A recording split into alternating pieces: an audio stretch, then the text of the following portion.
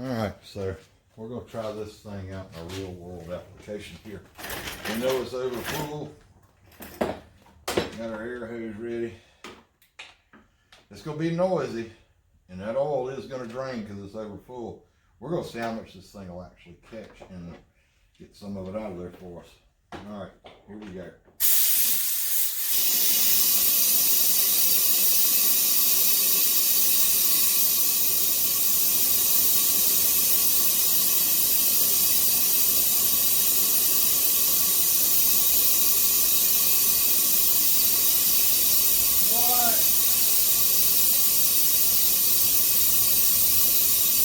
Working like a charm.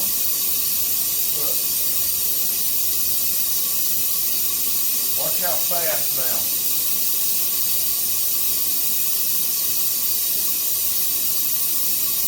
And this thing was way over full.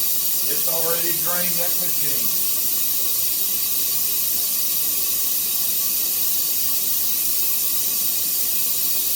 Awesome. Hope you guys enjoyed that. There's going to be a video coming out with this machine in. I'm still working on, so stay tuned. Thanks for watching. Click that subscribe.